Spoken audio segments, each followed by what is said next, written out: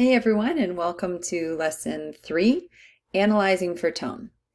In this lesson, our objective is to observe an author's use of diction, syntax, and imagery in order to determine the predominant tones of a text. Our guiding questions for this lesson are, what is tone? And how do you determine the predominant or main tones within a text? All right, now believe it or not, tone is something that we are pretty attuned to listening for on a day-to-day basis. So let's see if we can't take some sample passages and see if we can't piece apart that tone on our own. I want you to listen very carefully for what I'm doing with my voice, and I also want you to look for any word clues that may lead you to your answer. All right, so here's our first sentence. This place may be shabby, but since I've spent my whole childhood here, it holds a special place in my heart. What is the tone?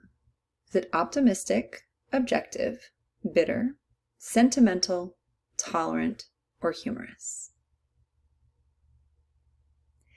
If you answered sentimental, you are absolutely correct. We have phrases like a special place and in my heart that really help to indicate that this has a tone of being sort of nostalgic, loving, and warm, which give it a sentimental type tone. Let's try another. This isn't the greatest apartment in the world, but it's not really that bad. What's the tone? If you answered tolerant, you are right on the money. Tolerant means willing to tolerate or put up with something. You can hear phrases like not that bad, which suggests that even though something may not be ideal, you're willing to put up with it. All right, here's another. Ugh, if only there were some decent jobs out there, I wouldn't be reduced to living in this miserable dump.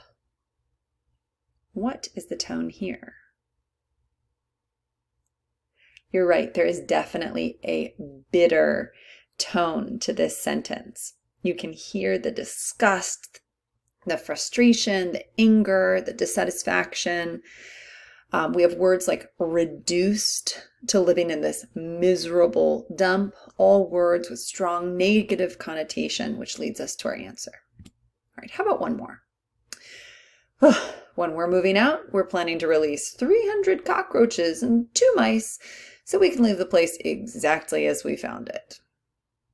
What's the tone? Definitely humorous. You can hear the hyperbole, the sarcasm here. They're going to leave 300 cockroaches just to put things right back to square one.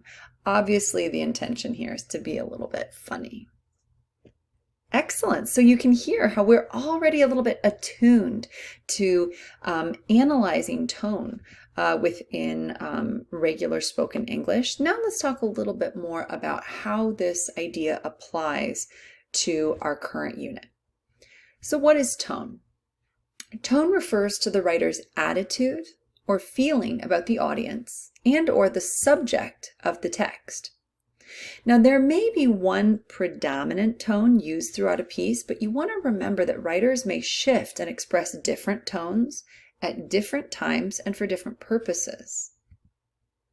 Now, tone is a special kind of rhetorical strategy because it is created by writers' use of other rhetorical strategies. It doesn't actually exist all on its own. We instead need to focus in on the author's use of diction, syntax, and details and imagery in order to determine how these various elements impact the overall tone. All right, so let's talk about diction. Diction is simply the words that the writer chooses to convey a particular meaning. Their word choice. Now, when analyzing diction, you always want to look for specific words or short phrases that seem stronger than the others. They kind of stand out or pop in a certain way. You want to remember that diction is never like the entire sentence or much less the entire paragraph. You want to be focusing on specific words and phrases that carry real strength and specificity. You also want to look for patterns or similarities in the words that the writer chooses. Ask yourself, do the words share a similar connotation, or do they imply a similar emotion or attitude? You also want to note that patterns may include repetition of a particular word or phrase. This is never done on accident. It's always done to emphasize a certain point or a certain feeling. So if you see certain words or certain phrases over and over and over again, it's often a clue that something significant is trying to be expressed. Now, last but not least, we want to remember that effective diction is shaped by words that are clear, concrete, and exact, as opposed to vague words such as pretty or nice or bad. These words have very little meaning. Strong writers instead rely on words that invoke a specific effect in order to bring the reader into the event that is being described. Let's take a look at some examples. So rather than describing a coat as being torn, which doesn't provide a super strong visual or feeling, we could say that that coat is tattered. See how that paints a much more vivid picture. The U.S. Army does not want revenge. It's thirsting for revenge. Notice how that word thirsting is much stronger and it pops out of that sentence as being a little bit more significant and interesting. Last but not least, a door does not shut, it thuds. You can actually hear the sound of a thud because that word is so vivid and concrete. All right, now let's talk about another rhetorical strategy that influences the overall tone of a piece, and that's syntax. So syntax refers to the way words are arranged within a sentence. Now this includes things like sentence length, sentence type, and also punctuation. Now when it comes to sentence length, we can have short sentences. Sometimes short sentences can imply simplicity or bluntness, right? We're very to the point, a little bit choppy. Long sentences can sometimes imply sophistication or formality. Think about sort of the elaborate nature of some of the sentences that we read in the Declaration of Independence and the kind of feeling associated with that type of length. Now, with sentence type, we have sentences that are declarative in nature. That means they make a statement. I went to the store. Very clear, very simple, straightforward. We've also got exclamatory sentences that express a strong feeling. Oh, what a wonderful candy store. We've got interrogative sentences that express a question. Is this a store? And then imperative sentences, which make a command. Go to the store. Notice how each of these different types of sentences has a different feeling or emotion attached to it, which in turn helps to evoke that tone. All right, now the last piece we want to talk about in reference to syntax is punctuation. Now, we've got lots of different types of punctuation. We've got periods and commas and semicolons and colons and even the dash. And each of these types of punctuation can not only help to express the ideas within the text, but they create certain feelings. A period has a lot of finality to it, right? It creates a full stop or an ending point, whereas commas create connection and flow. Semicolons are sort of that happy in-between punctuation mark. By their nature, they give equal weight to two or more independent clauses in a sentence, which can help to reinforce parallel ideas and show how two things are equally important. Colons direct the reader's attention to the words that follow. So writers can use them to show the reader that the information after the colon is really important. And dashes often mark a sudden change in thought or tone that can also be used to separate an idea or a section of a text. So remember, keep an eye out for that punctuation and what that punctuation may be directing us to. All right, now the last rhetorical strategy that we want to focus on here is imagery and detail. We know that good writers elaborate upon their points by providing supporting details. Now, these details and even the absence of details can really help to communicate the writer's tone.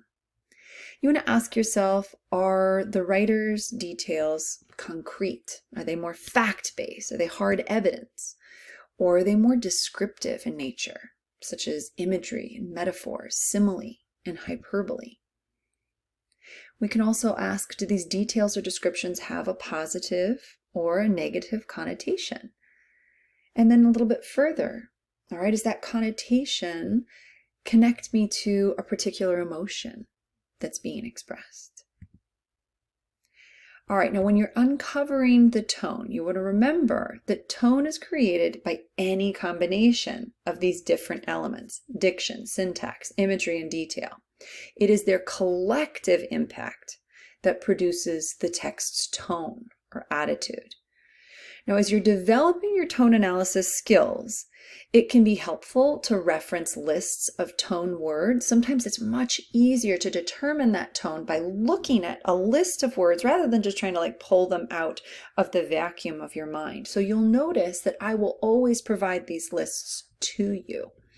Oftentimes they are organized into different columns, words that have a more positive connotation, those that are more neutral in the middle, and those that are more negative.